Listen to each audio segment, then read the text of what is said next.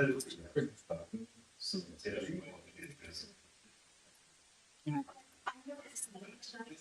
streaming. We're live streaming.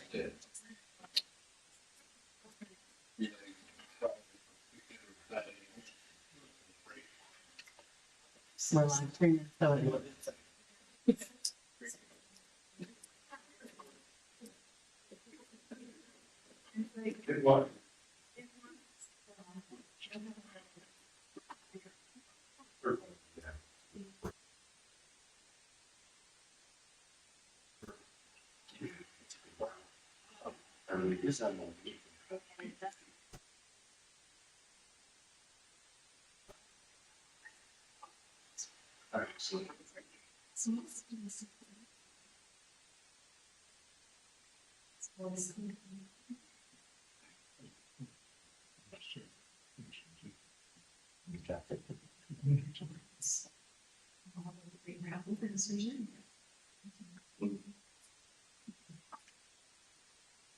He said start moving.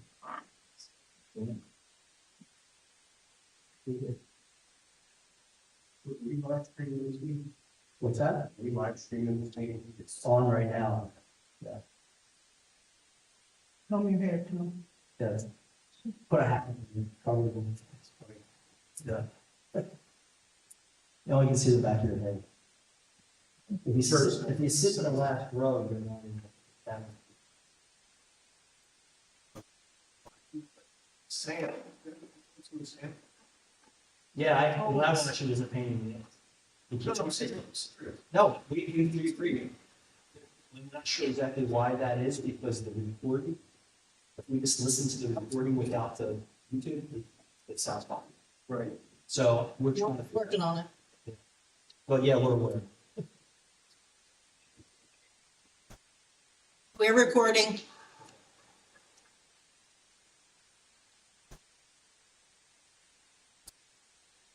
Good afternoon, everyone. This meeting is called pursuant to the provisions of the Open Public Meetings Law. Notice of this meeting was sent to the Cape May Star and Wave at Mid-Atlantic City Press, posted on the bulletin board in the municipal building, and has remained continuously posted as the required notice under the statute. In addition, a copy of this notice is and has been available to the public and is on file in the office. Flag salute and silence.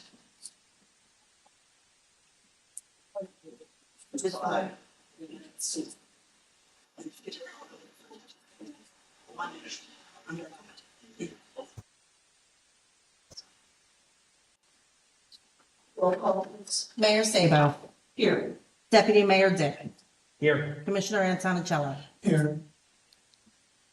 The record will reflect Solicitor Frank Burke, Solicitor Bill Zimmerman, Chief Deacon Vashon, also in attendance, and Shade Tree as well. Wayne Hawking, okay, and Tony Chapel is on his way. Work session, under old business, we have our affordable housing obligations. And Frank, you can give an update on that, please. There is a resolution on the agenda tonight authorizing you to sign the settlement documents. We expect coordinating this with our co-counsel, Nancy Holm and Eric Nolan. We expect to have a settlement before the end of the year. That's just getting, having active to their due diligence, Right. time. Yeah. Scheduling, okay. I have a question for Frank. Frank, the DCA Community Affairs Committee just had a couple of days. Anticipated, I guess it just came in. And in the report it says that we have zero obligations from 2020 to 2030. So I'm just wanting an explanation, why should we go from anything zero? Or if Bill, they realize that this Cape May is in good shape, and it confirmed that the old spread is really correct.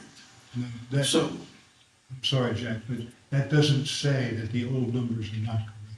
It says that in 2025, for the next round of, which is in 6 weeks, starts 2024. starts in 2025, but we are still obligated to fulfill the requirements of rounds 2, 3, 1, 2, 3, and 4. And I believe we have standing obligations in at least round 4. And that's what we're doing with respect to the habitat things. And I believe there are, that doesn't completely fulfill their obligations for round. The fact that we have, that the Department of Community Affairs believes that we don't have a continuing obligation in 2025, that's a good thing, but it doesn't mean that we're absolved from our obligations in 2020. Previous rounds. So there was a family that sued the traffic stop. This is a group of people, I guess one family or a couple, I'm not sure, who had hired a jury to try to stop them. And they heard at the hearing in the city, they wanted to wait until this report came out before a decision was made. That's, And then they did, they participated in that hearing. Essentially agreed. Was there Seymour's? Steve Smart was the counselor, and there was a family that was challenged. It was Mr. Calendar. He counted. And then Mr. Calendar participated with his attorney in that hearing. And Judge Persky made his ruling, and it's my understanding that Mr. Calendar was satisfied with the result of that. Well, even though he was satisfied in this, and we're brokering this deal, isn't it right that we still, as a commission, have to approve this deal? Which It's all, it's up to us to approve this deal. to give the land, to sell the land. we're not giving the land away, they're paying for it. And it's being paid for out of, at least in part, out of our fund, our code. But in any event,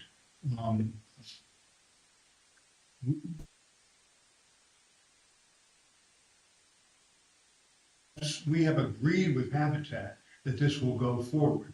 All that's left to be done is to have a formal settlement. It's like when you buy a house. You sign a contract of sale. We've essentially signed a contract of sale with Habitat. Now we have to go to a closing. Just like you sign a contract of sale to buy a house, and then you go to a closing, at which money is exchanged, and we deed that property over to Habitat. That's what it remains to be done, and This is me. we've already agreed. So let me just, We stopped, Jeff, let me finish. We've already agreed to do it. It's simply a question of arranging the settlement, getting a settlement sheet together, seeing what sort of additional charges there might be, we say we, making sure that the title is clear. so like, well, let me just get this straight. I'm giving you about basement. Here, home, it's a home, but if I'm a home, until you mark the bases, touch all four bases. And if you don't touch a base, you're in. And it seems like here, we have two of the, even though you guys committed to this, to me, it's a concept that report comes out that says zero. And we can stand by it and fight. And this gives us a chance. Who's in Dodson? This one does not pertain to this particular transaction, because this transaction is helping us to fulfill a previous round's obligation, not the round that is referred to in that DCA report that you have in your hand. That's a future. That's for the future. I know the future, it's futures again, 6 weeks away. Does it negate our obligation to the fourth round? It doesn't negate our obligation. But the obligation is not gonna be anyway, because we're still, we didn't even close the deal with these people. We didn't finalize the deal. It's in numbers. The analogy is correct. We've hit a home run, essentially rounding third base. We have to Bases. sure- We didn't touch it. I was asking, we have to agree. We've already agreed to do it. It's like we've already. There was a resolution. Resolution that works. It's in force. That's really, okay. Okay. So it is, it's just a formality. It's a documentation in time. The Yes, steps. it has to check. I pull the check. It's what happens if we decide not, say if me and George say, what happens? We can sue. A habitat for breach of habitat. Habitat sufficient. Habitat source. I can't predict what habitat is going to Why? be. It's, We no, become, the answer is, stop, we become liable for a breach of contract if we don't. well, it's different. If they decide that, Don't ask me for my legal opinion if you're going to disagree. well, then, Or what's tell gonna me. happen if we say no? If we say no, I mean, look at things. You wake up, you get things. I'm not saying that 2 weeks from now, 2 months from now. If we say no, they can't get the property. Right? They need us to get to the property. They need a resolution. They can get it. It's listen to my word. Yes, that's why I'm here. It's not your property, Carol, it's the town's property. It's not your property, you're working nothing in it. You're Speaking my word, and that's why I'm here. So you work into a business and property value is rising. And what they can do with that property, whether it be a farm or $1 million versus 300,000. This is not personal, and you're making it very personal. It doesn't, I'm just asking questions. I didn't write this report that came out, and to me, it came out in time of to be discussed. It's that. I think we should hold off on it. can he weigh in on this resolution? Beg your Can pardon? he even weigh in this resolution? Doesn't he have to recuse himself? Because of where you live. Yes. I don't live there. But I You own the property. Can I say something? Can I? What's up, you need to make it just from the city. Can I say something? So this process started many, many months ago and many, many meetings ago. And there are some people in the audience that may have been at some of those meetings where we actually had many people come up and talk about affordable housing, both pro and con. We had neighbors come up. The process was vetted on what we needed to do. If you want to argue with the Supreme Court of New Jersey on what can and cannot be done, that's fine. But all this was done for a previous round, previous inning, if you want to do baseball. Okay, we are fulfilling that. We've gone all the way, as you say, hit a home run, we're already touched the base. We have agreed to this, we went to court, people made their claims against it, saying we can't do it, or whatever. That's all gone. Okay, it all was, if you go back and listen to every meeting that we discussed this, and I welcome that, if you do that, you will hear me actually talk about this multiple times. We are at the stage now where we have an agreement, we just need to do the resolution to get this final document signed. It has nothing to do with that DCA work, which is for the next 10 years, which says our obligation is 0. So if that is correct, which it says 0, then in the next 10 years, we won't have the obligation to do any more. What it says. Right now, we still have the obligation to fulfill the rounds previously. I don't know how much clearer I can make it. This, I think that's what I know, that's what I don't.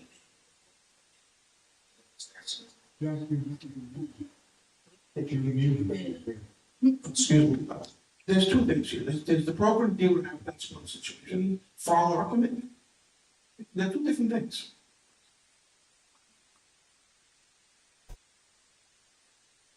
That's for the update. Next up under old business is special events, discussion about special events. So, I'll go ahead. So I've read this thing multiple times, we're basically trying to look at taking 2 ordinances and combining into one, which makes it a little complicated, it's long. I'm reading this, and to me, it all boils down to 7. It's redefining the definition of a special event. And without reading this out loud, what we were trying to do when we had this discussion a few meetings ago was to make sure that if there is an event in our borough that is approved by another jurisdiction or another ruling body like SADC, and they give somebody permission that we don't have jurisdiction on, we want to be notified and basically indemnified. So this does that, but I think it takes it more steps than maybe we wanted to go. The question I would have, and I thought this through, so the way I read this if George Dick decides to have a 150-person party on my private property, I don't need any, by this, I count on this. I have to get a special event permit on my own personal property. That's how I read it. I'm not a lawyer, but I'm reading it like that. I think that's a little draconian, and I'm not sure that's exactly how far we want to go with this. We want to be notified, so that's just my observation reading it. So, help me. So if our objective is to make sure that if an event happens in the borough, that we are not the overriding jurisdiction. And for example, we had a situation with SADC having to issue the permit. We want to be notified, although that we don't have it. That's kind of where we are. I think, like I said, I'm not sure this is clear enough to hit that spot without encapsulating every person that has a 100-person party in their house. I could be reading it wrong, but that's how I see it.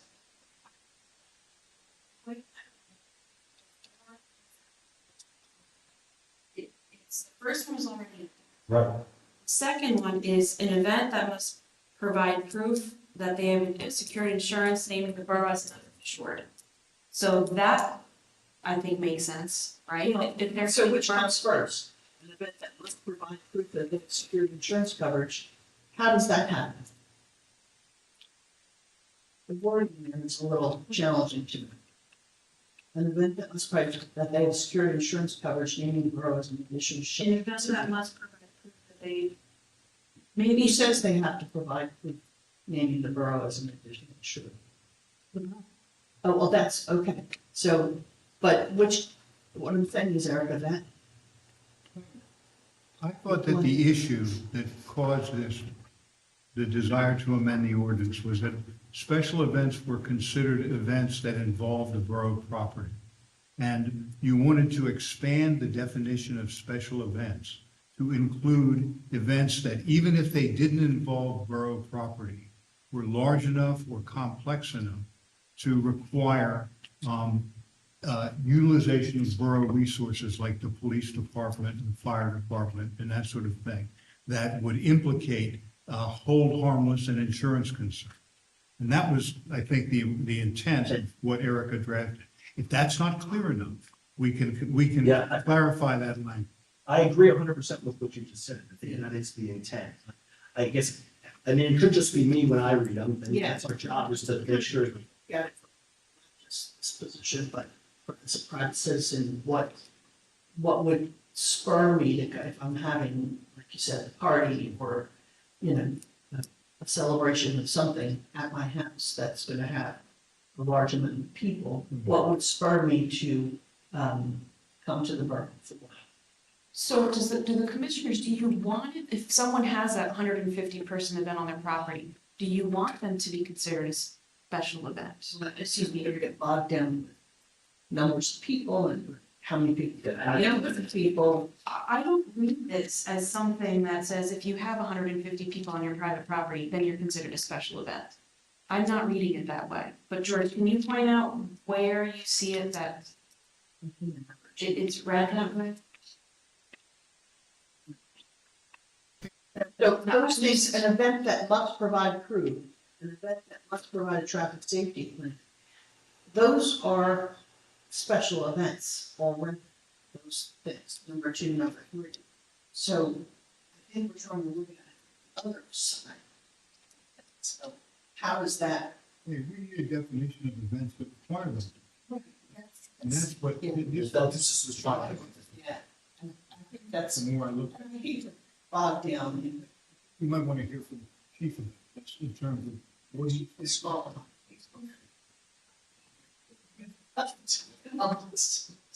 Sorry. I'm sorry.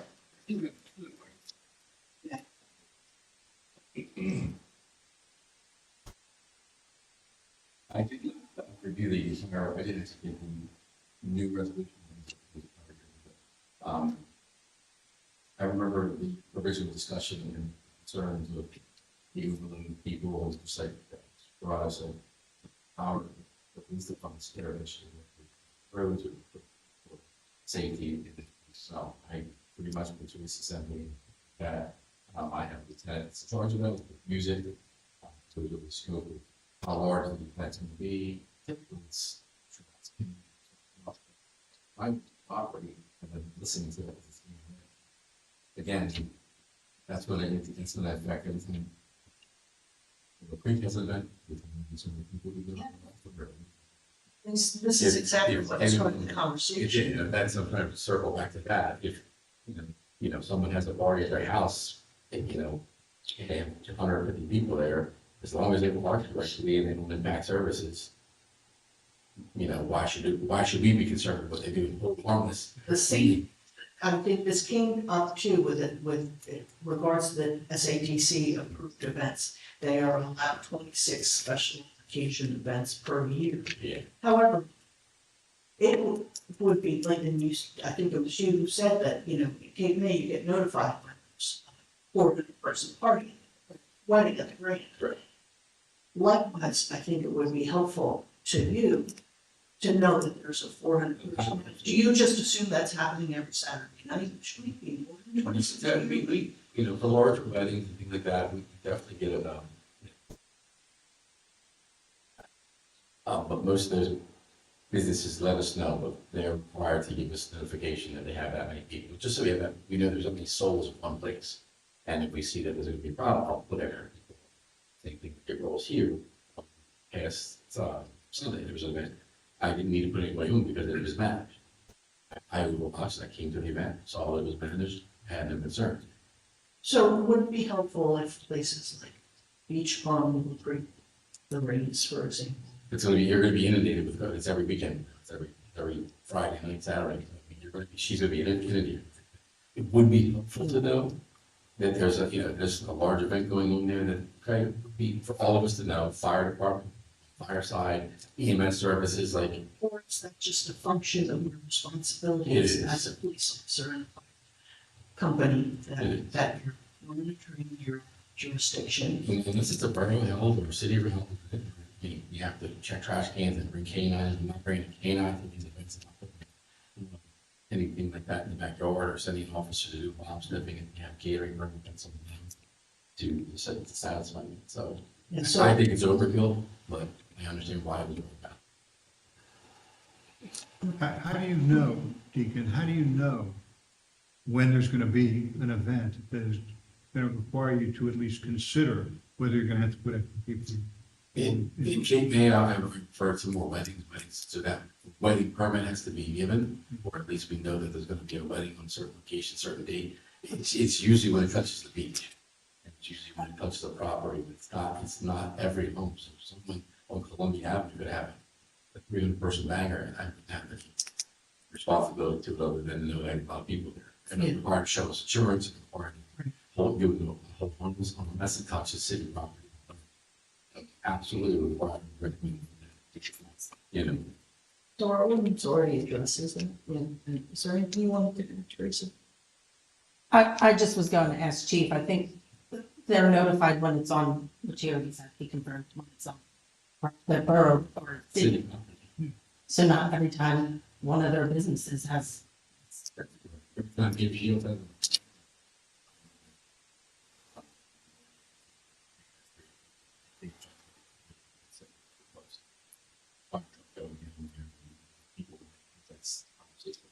They have the beach. Does Cape May look for a special events permit if Peter Shields is a big? They do not, so that's just, trying to have it, what we try, Like a spillover? the spillover or parking issue. Yeah, we'd like to be notified just for refreshing courtesy that we, monitor, send extra officers. If they're not required to get a permit. It's an alcohol permit, so there's something in that That's a location. different issue. Different issue, ABC controls that, that's when, and that's when, And that way. As well. yeah, every time it's an event, yeah, take it, that's what. Kind of coming full circle. Yes, we are. Our husband to know about things. I feel it would be. You could look at this whole thing, break it down, it restricts the party and have to be insurance and tell you, really, shit, it's not, it's not developed. It's just, you want to party for your house? Or else, you develop a revenue, no problem.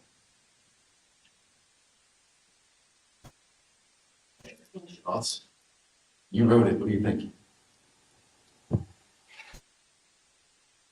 I agree with you, I don't know if it's, we just have to find a. Balance. It's a balance, it's. I would be reluctant to put some sort of number. I think that's probably a bad idea. So, I mean, perhaps we just have to trust, it's the right word, that when something occurs, the boroughs, important people. Is there or not a difference between having a wedding? Is there or is there not a difference between Willow Creek having a wedding versus an event that is sanctioned by another government agency like SADC and they have an SOE for them, special event? So to me, it's like, if they're going to have to go get a permit from someone else, we should know about the issuance of that permit. Just like when the DEP is doing an LOI, we get a note that they're doing, homeowner's doing it. It's almost, to me, it's just a notification that it's happening. Just let those sort of, like, ABC would get notified, I guess it's the SADC. We could, rather than us writing an ordinance that it's required. I believe that the Right to Farm Act requires it. Special, so When they have a I'm going to say. When they have a special occasion. I don't think we get Really? We do not. I've emailed several times. Our legislature members, I've emailed a lot of people requesting it. When we had an SAD representative at one of the sessions at my municipal clerk's meeting, I stood up and asked and they said it's still evolving, but it was an excellent point, and they took it into consideration, but we do not get notified right now. I'm still on. That, I'll reiterate that at the next meeting too, because that's, it's, I think it's not, it's more among them to put together their procedures. Yeah. So let's table this for a minute. Thanks for doing all the work. It's fleshing out the. It's consolidating them, I think that's. Well, two things, they should have to notify, even if they're following. If they get special, so forth. And two, they should pay a fee, an additional fee, say $500, and the borough keeps half, and then the other half, fire safety, who's there, we're bringing him. And he's almost want to see him constantly, and so if those things happen, you have a big fire. They get strong. He's there to diffuse it, when you have what's happening in January. And no one's wrong, things like that, so. And twofold, the borough can make some money, and the employees can make money for the chief staff. Borough can't use a fee like that to raise money. They can use that fee to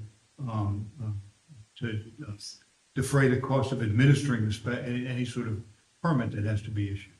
But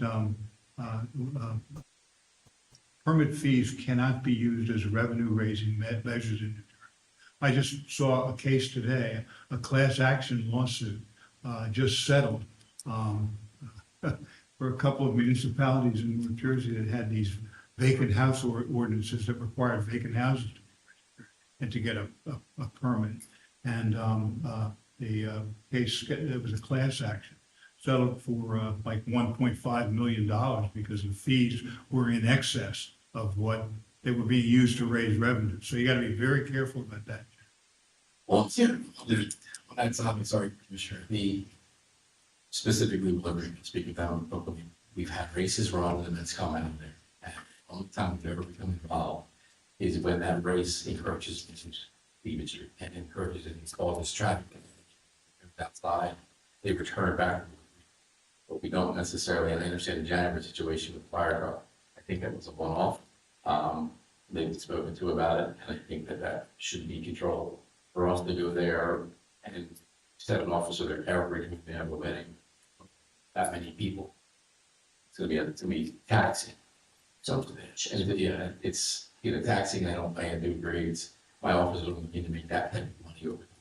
I appreciate it, I understand where you're going, but, an administrative fee for Teresa to do her work and the paperwork, yes. It's private property, they're self-insured. I think the bottom line here is that we've got to go back and redefine what a special event is, and try to eliminate this problem of, these events, the large events on private property.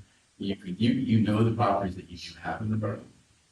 Easier to name them and ask them when you reach a point of a occupancy over this number, it needs to apply so that you're aware.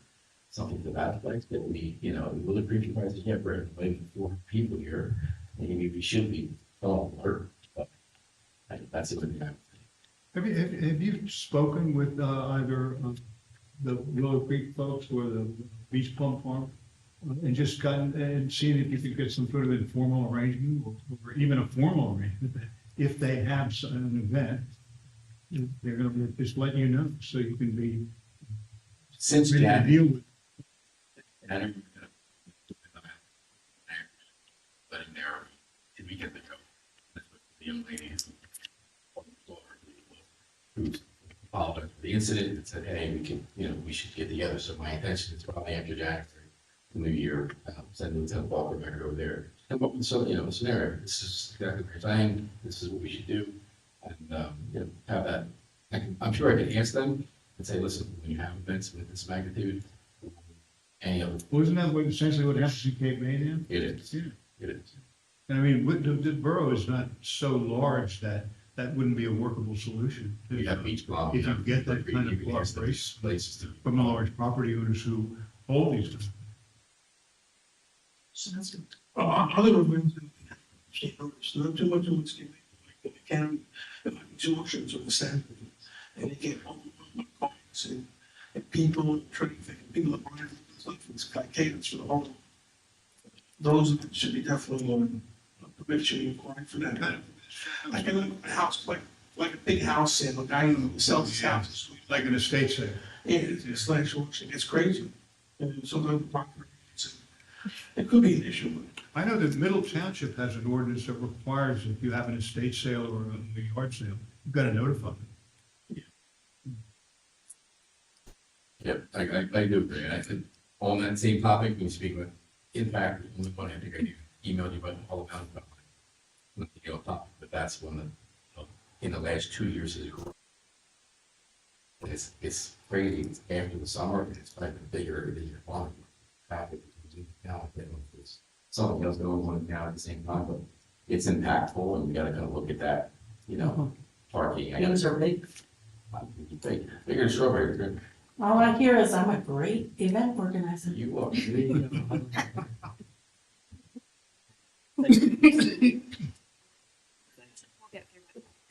Uh, So let's table that discussion until we, Well, just continue the discussion. To be continued. well, taking any action. Mercantile licenses, discussion of the fees. Everybody came up with any reasonable fee structure for that. Yeah, I'm still going through a lot of the work. I mean, since we are already into the season where we collect them, the sense of urgency to change it immediately is a little bit off. So trying to work through the special events rather than this one, but I'm pulling together all the different towns and what they do so we can have an indication of what has been done by different people. We don't want to, so when we get those all together, we'll come up with a suggestion and give it this. But just remember, this is clearly one of these incidents in which the fee cannot be used as a revenue producing. Understand. I had some, or Eric and I had a discussion with Mr. Gillenschwartz, the Cape May solicitor, because some of their fees are related with the amount of square footage of the building. Yeah. And I had some problems with that. At a rationale. He said, essentially, the larger the building, the more it impacted the administration of the fee, but I'm not quite sure that that's the case. I mean, you know, it may be, it may not be. The law is not a, you know, the law is not a cookbook. It's not, it's more, in a lot of ways, it's a set of guidelines rather than, there's a lot of play in the joints. But I'd be very careful with that kind of, you know, when you're setting those fees, err on the side of caution. Okay. Street signs and light posts, historic district, Jack, I don't know if you've had any cut sheets or anything for it? We had them doing it this week at the League of Municipalities, which I attended, it was very nice, a lot of events were there. Me and George and Carol attended, and we found one event that, on the light issues, with the historic lights, and can handle it, do the job, he knows KP City. And he had done it in the past, he installed it with the grid system, the electric systems on both sides, he's familiar with West Cape Bay. So myself, George and Carol, and all the particulars. He's supposed to come get in touch with us after Thanksgiving, and right for the New Year. And it looks like, you know, something that can be done within a year or so. Specifically for the lights, we did meet with a vendor, Jack and I spoke with Greg Basil, our Department of Public Works guy. And they got, the lights literally that they had on the floor were identical to the same ones on Broadway in Cape May.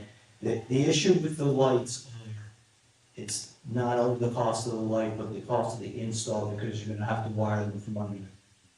So when we figure out how many we need, where they would go, we're gonna come up with some kind of number to understand whether it's a feasible thing from a light standpoint. I think the box is feasible, the lights. It would be, it's exactly. The street signs is almost a maintenance issue, because we already are starting to replace all the street signs and the poles. This would be an upgrade, so basically what I've done with Greg, I actually have a spreadsheet here that tells me the number of poles we would need on Broadway if we only did Broadway, and if we want to extend it to Park and Pacific to do the whole historical district, how much that would be, how many signs and poles we would need. And then you have to say incrementally above what the cost for just doing the channel poles, which been constantly, as you can see, we can come up with a number of that. And so it's nowhere near as much as what it would be for lights because of the electrification. But the sign, I mean, the signs, the actual sign part of it is really not that much more than a standard sign. And it would be a sign in a different color. It would basically say West Cape May Historic Society, something line. The post would be more decorative, so they will be the most costly item. So I'm working up the prices. I think what, in my mind, talking to Greg, what we're thinking about doing is we'll price some things out with a couple of, that's the same as a sample sign and post. We'll set it out front. Maybe a Buddy the Hard Way, let's put it out there, everybody can look at it, see what people think. And we'll have an idea what it would cost us to do the whole. So that's where we are on the signs. That's a little easier than doing, the lights are a little more complicated because it's a capital cost, whereas the signs are not really. Are these guys on state contract, we could Yes. purchase directly? Do they do the installations themselves? Actually, I didn't. I'm not sure they work real close with the city of Cape May. See, get very familiar. See, very comfortable. Well, it's just about whether they do their own install. Yeah. I think that's like the labor. Because they can give us a little quote on what it's. And then the question we need to say is how many we need to have.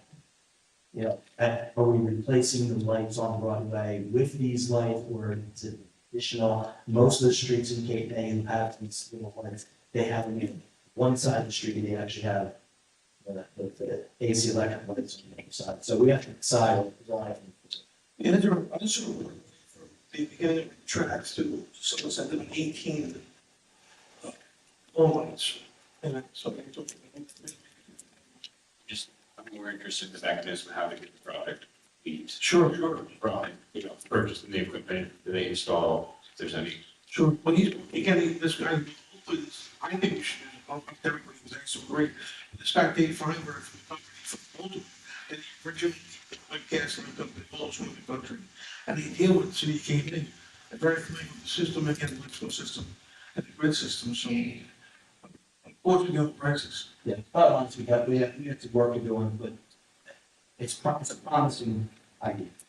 If you want to connect me with the suppliers, I can ask them It should be looked at, yeah. questions, but they'll answer. Thanks, Tom. All right, light pollution, we have that sample ordinance.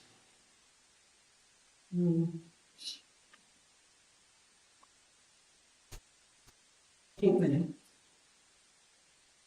thoughts about that, is there anything in that ordinance that didn't feel like it applied to, what's Cape May? I think, obviously we come up with a proposed ordinance or draft ordinance, plan for it. I think the only question I had after reading through it is, and this is a light trespass ordinance where you can get penalties. Yeah. So is there,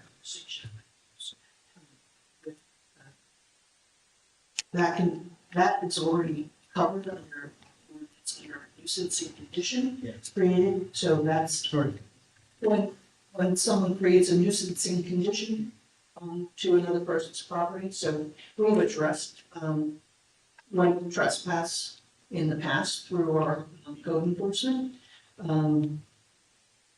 Because, lights shining in someone's bedroom. What's it? so I guess the question really, that's in there already. Are we going to say we're going to send code enforcement around to everybody's house? Father, this will be all new construction, where does this apply? So, but if you already have it, you're not going to get, say, take down your lights.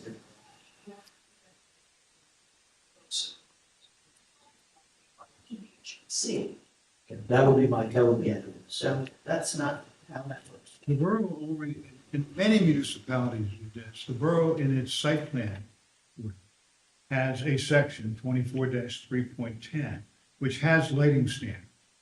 And it includes the intensity of the light. And although it's not as fleshed out as it is in some other municipalities require that all the lights be, as a design standard in the site plan or zoning, that the lights be directed downward, that they be shielded so that there is no overflow. And Some of the conflict with that, for instance, has happened where in property owners who've had that downward facing light, and that's the one that's shining in someone's bedroom. You say, well, I comply with the dark sky compliant, but the historically relevant light exactly. doesn't look like it. So this is kind of, again, whether or not it can be melded in one or not, or keep the design standards separate and have that light pollution issue handled in a different way. I think some other concerns that have been brought up by residents is having lights turned off at night. At a certain hour, the lights be turned off because of the impact on migratory birds and things like that. There's been some very concern about light pollution and its effect on the environment. So, and Has Cape May actually introduced this particular ordinance that we got to introduce? yeah, I'd really like to sit in their HBC meeting when they have somebody and they say they want to put these historic lights on their house and they're not. I mean, and it said, I'm reading right now, it says basically, a property located within the historic district complying with the section does not relieve the property owner of having to do this. And you're basically, there's a little bit of a conflict there because historical lights aren't necessarily. So, and I know this from my house, they have very historically relevant lights, but they're clearly not shielded. Well, Tony should be involved in this discussion because from my point of view as a leader now, the phrase light trespass is a really amorphous phrase. And, you know, it's like nailing a jellyfish to the wall to try to figure out what, you know, what real light trespass is. And I think that the better way to handle it is to put specific standards in the land use rules that deal with, that address this problem in terms of candle, you know, candle patch, foot candles, and what kind of shielding and things you have to have. And that's gonna take some time and some, you know, some sort of pretty intense engineering design consideration. But I don't think that an ordinance like, that says, light trespassing can subject you to a fine. Well, this isn't a red line. That's a very, I think as a code stands. that's pretty, I think you're right there It's, on the edge. as it stands right now, the code is not something to apply just for trespassing, it's great, it's that nuisance. Yeah. Well, so, you know, a nuisance that would require a, you know, some proof that a nuisance act exists. I You have to go- I don't have a problem with that. I mean, When we had this scenario before, the property owner didn't provide the documentation, this is my bedroom, this is the, it's 10 o'clock at night, I can't, this is the light. It's a little like noise pollution, although that can be measured a little more easily. So I think this can be, this year probably Yeah. easily than. All I'm saying is that, you know, in addition to the nuisance ordinance, you may want to beef up your land use ordinances to put in more specific requirements that light not, you know, not exceed a certain intensity and be shielded in certain specific ways. There's also a level of education that we can do to people, because it's a lack of knowledge on something that's like why you want to do this. Sure. So I think that's a component of this, something that's penal.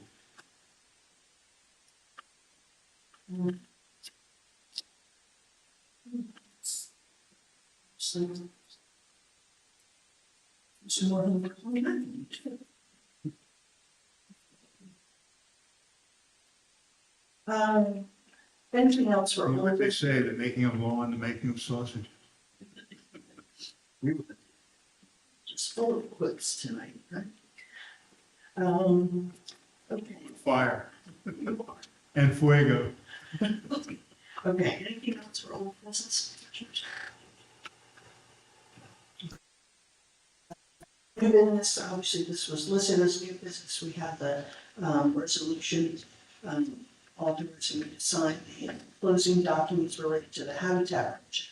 I'm gonna go look on this separately. Because, and then the next item for this is awarding the RFP for the master plan. There's two, bids received.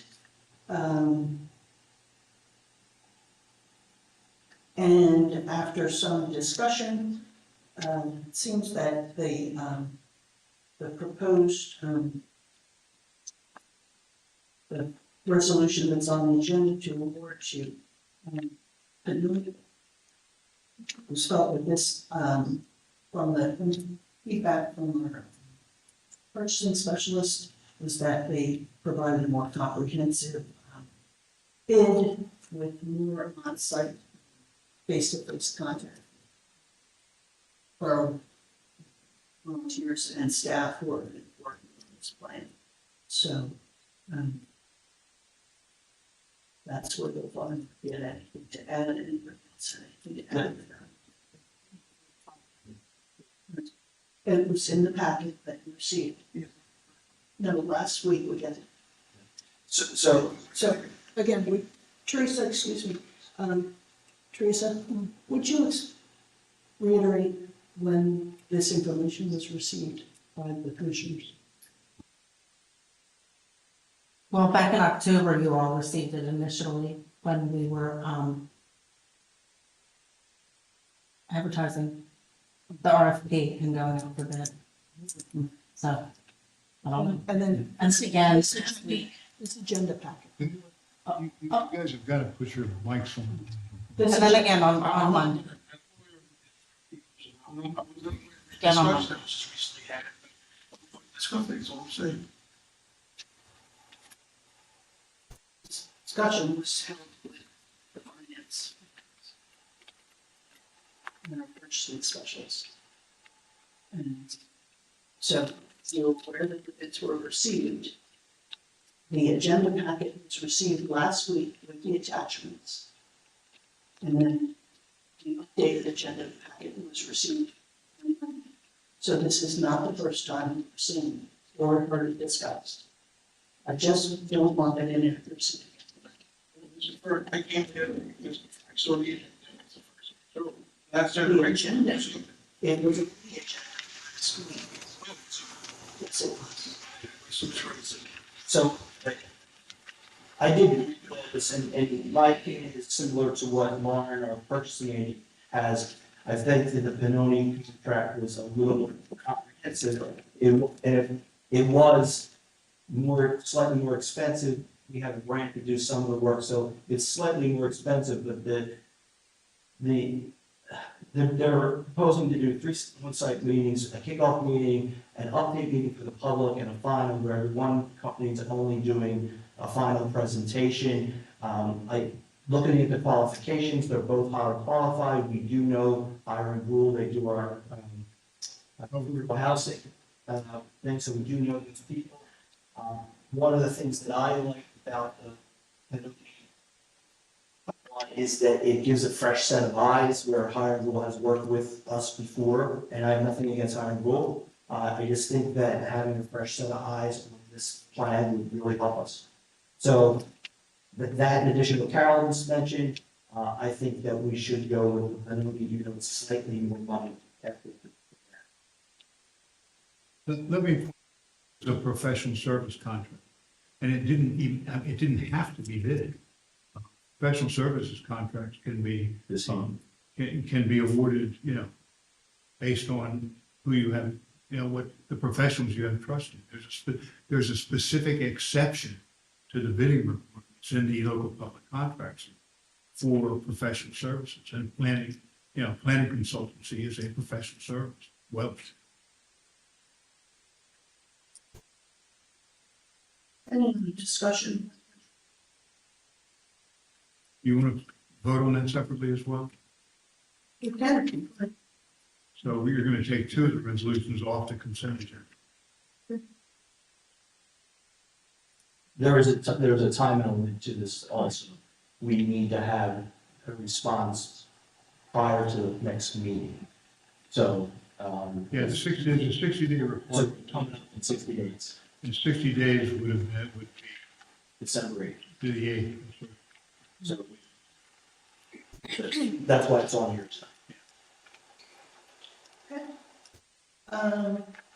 Anything else for new business?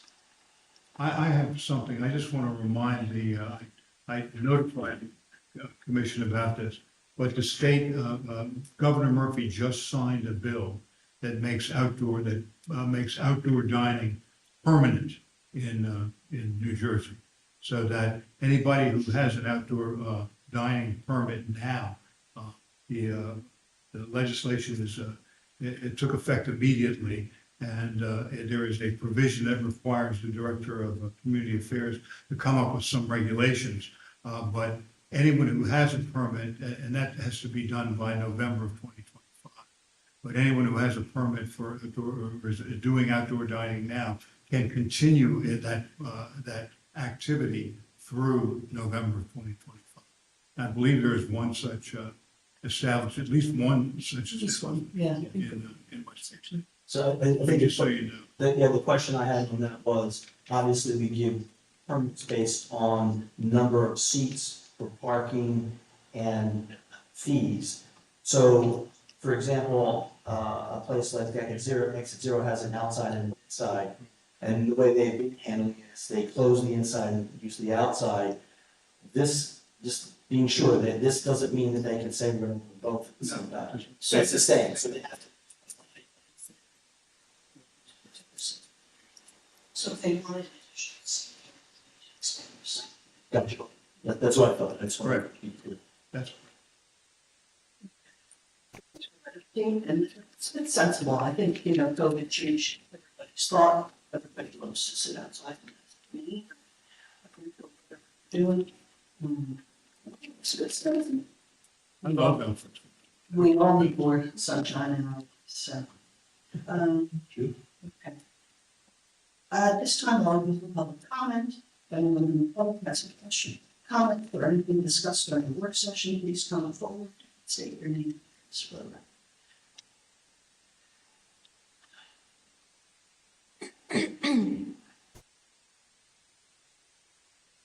Don't breathe. My name is 304 Second Avenue. I sat in the front row, so I wouldn't have as far to walk. Under the affordable housing obligation, how many homes, I didn't hear you say how many homes are you projecting on Willow Avenue? Two, okay. I saw the lot number, just the two. So if this is built, then we're good for our obligation for so many years? Is that what I'm hearing? I'm a little confused. Is that right? How many years, George? Those 10. 10 years. And it's just, it's just a little confusing.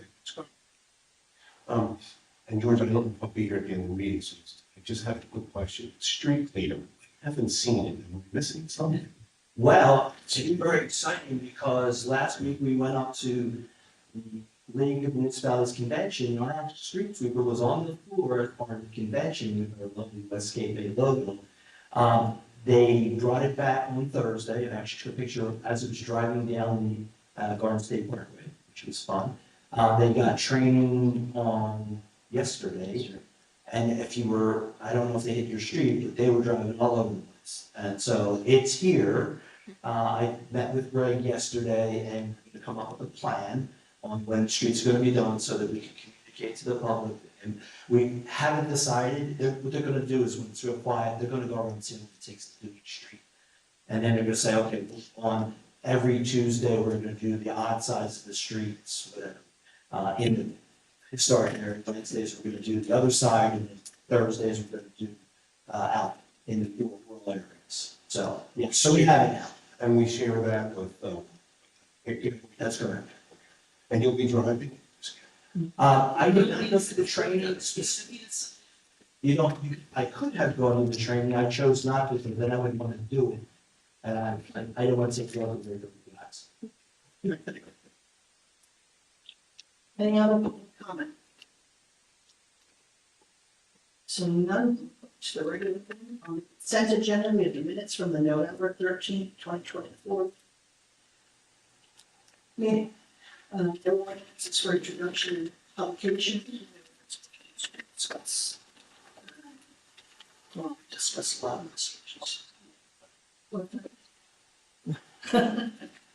On the consent agenda, we're gonna set aside resolution 160-24 and 162-24 for a separate vote.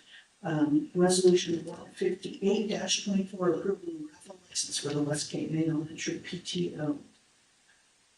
Resolution 159-24 authorizing the award of contract for the improvements to Myrtle Avenue roadway and sanitary sewer, Gaming County ARPA grant to Perna, Finnegan. Resolution 161-24 authorizing the payment of bills. Can I have a motion to approve the consent agenda as amended? Let me just make a comment. Those of you in the audience may notice that 159-24 is also authorizing the award of the contract. That is a different kind of an award, so it's low bid.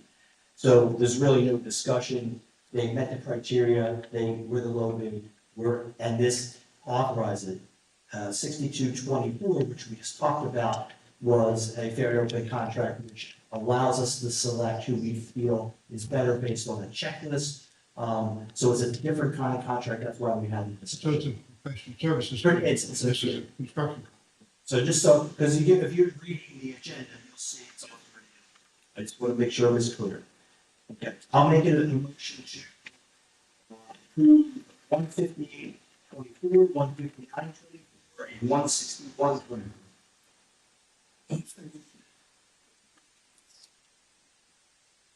Commissioner Ansonicello, Deputy Mayor Dick, Yes. Mayor Sabo. Yes. Resolution 160. I'm sorry? Microphone. Resolution 160-24, authorizing the mayor to sign closing documents related to the Habitat for Humanity project located on Willow Avenue, Block 2, Lot 27. I'll make a motion to approve 16024.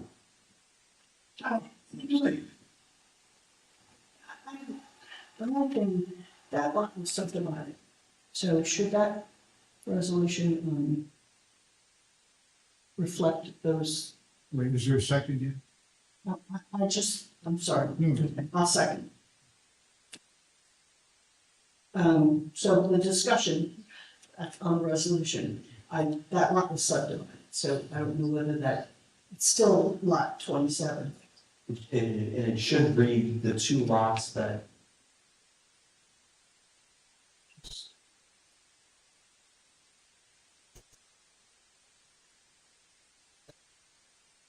So the rule, I'm looking at block 2102, lot 27. So we're not conveying the whole lot, conveying, there's two. Yes, it should read the two Where lots. the, I have an email. Do you have the, I have an email from the tax assessor from January 29th stating that below find the new addresses of the subdivided Burgle property at Willow Ave, block 21.02, lot 27.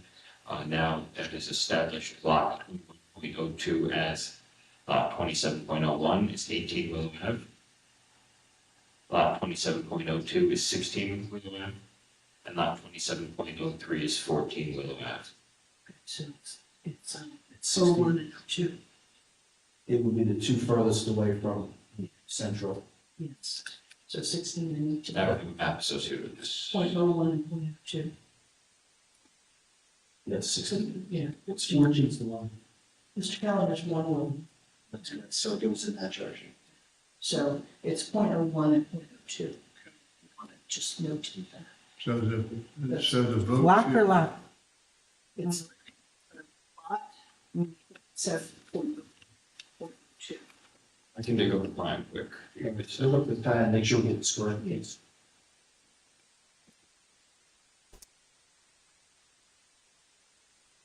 Because there's a third.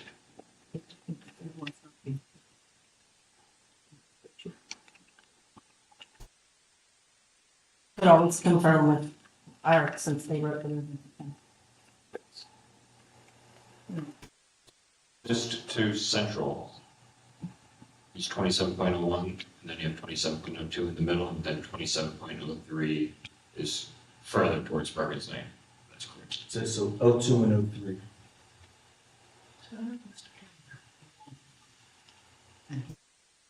Central. Let me see. Isn't he 1 more? So that's Bergen up here, right? So Bergen's on this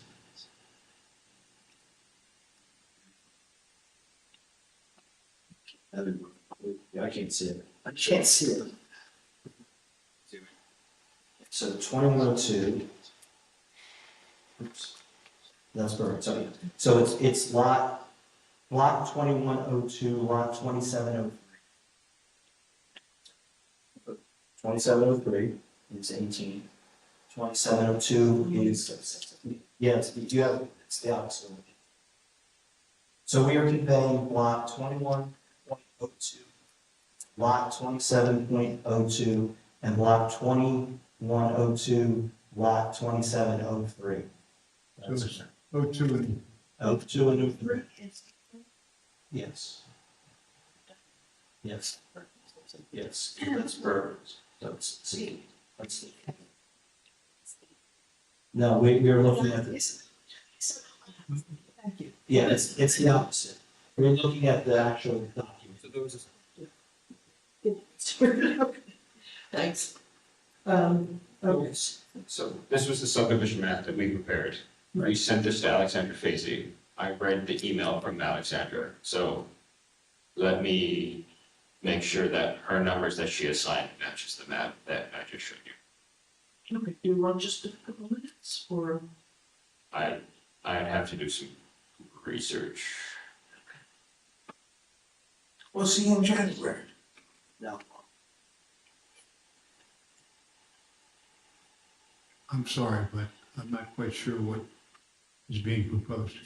Here's, the lot was originally Yeah. the triple lot. Right. We subdivided. Yes, that's. So there's three lots. So we need, the three lots are 27.01, 27.02, 27.03. The resolution needs to reflect which two of the I three. understand that, I just need to know which ones they are, and then you. That's exactly what You might have to amend the resolution, to insert those lot numbers. So Alexander's email said one thing, Tony's looking at the map to say that it corresponds with her email, right? So the two closest to central, to Bergen's Lane. So we know one of them's 27.02, 27.02 is 16 Willow Ave. correct? And Alexander's email says 27.01 is 18 Willow Ave. The map says, yeah. But the closest lot to Bergen's Lane, according to the map, is 27.03, so we have a discrepancy. I'd have to reach out to Alexander. She'd have to say. Okay, the tax map was updated with the subdivision, correct? So can't you just say 2702 and 2703 as per the tax map? And not even mention the addresses? Just say the block and lots. Correct, say the block and lot. Correct. Just sure it's the one in the middle and the one closest to Bergen's Lane. So it should be 27.03 and 27.02. Yeah. Based on our map, that's Scott County. That's the issue. And I will confirm if we need to amend And then the the, addresses. But that is not relevant to. Nope. I'll confirm with the tax assessor that that's how she has it on her records. But the .02 and .03. So just vote to amend the resolution to To include, read another, to specify 2702 and 2703. Right. Restate this. The resolution is resolution 160-24, authorizing the mayor to sign closing documents related to the Habitat for Humanity project located on Blue Avenue, lot 21.02, lot 27.02, and lot 27.3. Can I make a motion to approve 16024 as amended. I'll second that.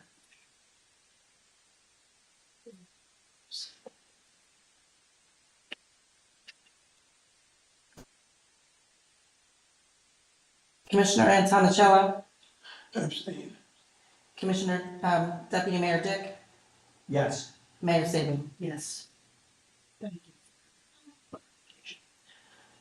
Resolution 162-24, authorizing an award fair contract RFP commission planning services for the preparation of the master plan. Make a motion to approve 162-24. I make a motion to approve 162-24. I'll second. Roll call. Roll call, please. Commissioner Antonicello, Abstain. Deputy Mayor Dick, Yes. Mayor Saban. Yes. On the non-consent agenda, there are no ordinances for second reading, public hearing, and no resolutions to discuss. Commissioners' reports. I'll go first in public safety. Current police report that the city referred to was a fire. I did attend Miss Bowden's meeting this week, which was pretty good. Enjoyed it. I'm sorry, a lot of classes. And meeting people, yeah. And it's funny, you hear things, when you get together, when the troops get together, you hear things all common. So that was kind of issues and problems. But I did feel one thing that, which was also, chief's attention, I haven't been here, but there's a lot of people, I mean, there's general meeting, if things that go on meeting, get upset and residents, it's great, but there's been a new group of people called constitutional people. I know the chief when I spoke with, they go, they're coming to meetings, board meetings, council meetings, the post office, and they're exposing their cameras and demanding to be in the building in their private space, saying it's their right. So how to deal with that? So I got some information, and when the guy talked to me, see them all, and he's willing to come down to the chief and give all the employees and how to deal with such things. These guys have been over years in recent. They've been, I heard of township, I didn't know them, I heard they were there for Boys and Ruckus. And so that was something that, we could work with that. Chief, sure, I'm sure we can get that meeting. Jack, I'd like to be included in that meeting. I've had some experience with these folks. They call themselves sovereign citizens. They believe that they have a right to sort of access every public space. Yes, and I think that was trying to also just to try to put that. I've litigated that issue in other towns. There's a huge amount of United States Supreme Court law that says that every public space is not open to every public citizen. It's quite them, frankly, that's what great solicitor experience. Nothing, I think it's been a hot issue. And I think there's even more people now jumping this bandwagon. A bunch of young kids are getting old. I think Kate is a target city. I think we've been living them down here. They've been so living them already. So this, hopefully we can get it taken care of. Other than that, a little bit support. Only, until they fix the wall. And the building's been fixed over. The coffee shop, and the access over there. I did hear it was a trigger fall. And then I wasn't sure, heard about it, it was trigger fall, I said, I didn't know what they do. Then I heard somebody fell. So I'm looking to and see what did that. Okay. Thanks, Jack.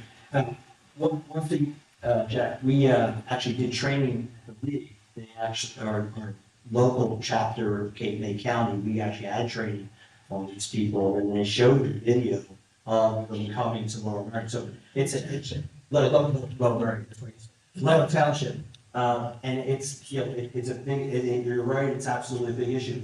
Chief, have you guys had done training in First Amendment right people? Yeah, I mean, we also, that resulted in us putting up the signs to certain areas to let people know that they're not allowed to come into certain. Yes. That was specifically after the this incident with Chief Donnie, who was Chief Donnie, first you saw the video there, he's a possible my captain, both we train on it every year. Actually, that ordinance that came in.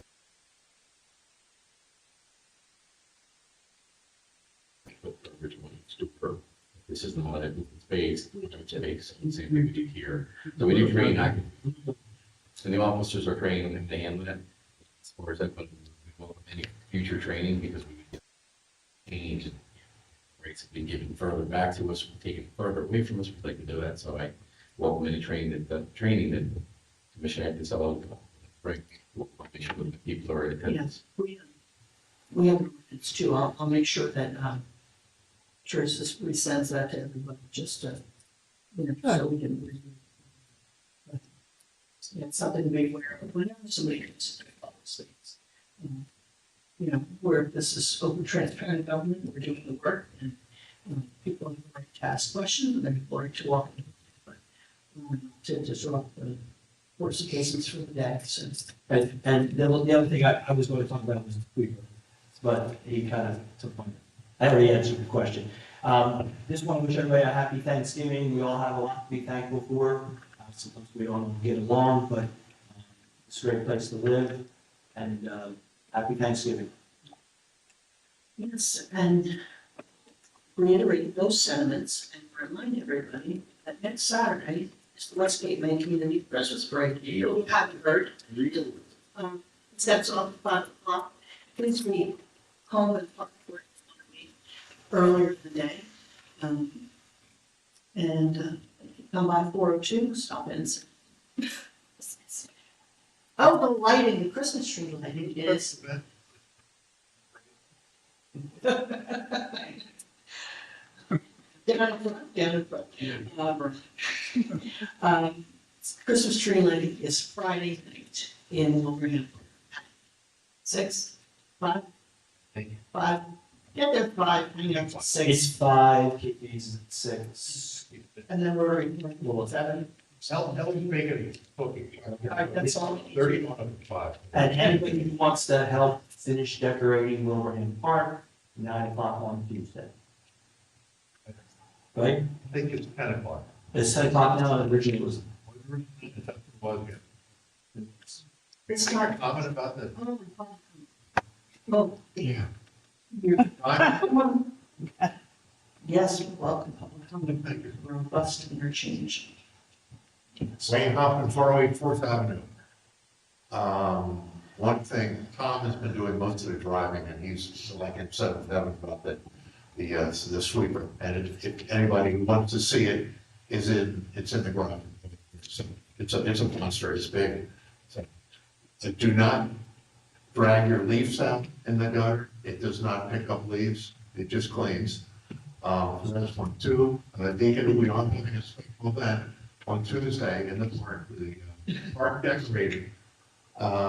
We didn't have emergency call last Sunday because last Monday, it was 52 degrees and sunny and no wind, and which it was, because this coming Tuesday, it's supposed to be 38 and a little bit ugly. So we probably did about 70% of decorating, so I would think about an hour and a half left. And we'd be done.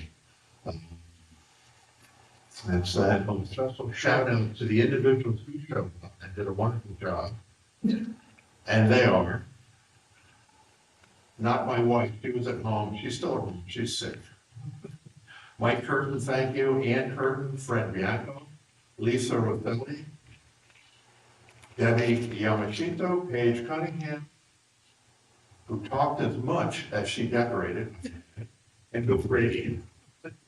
So, and the tree, by the way, about a third of it was, and God bless Bill Brady, but once that, he has taken it home and fixed it, so we'll be completely done.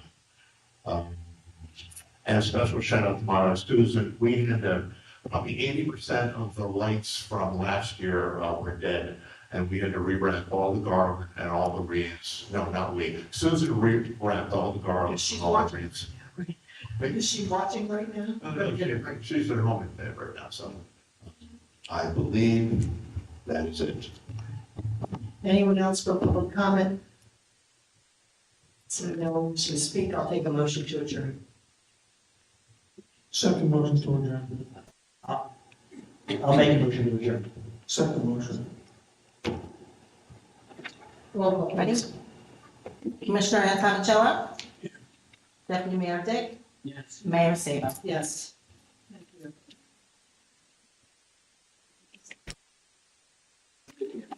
Happy Thanksgiving, Deacon.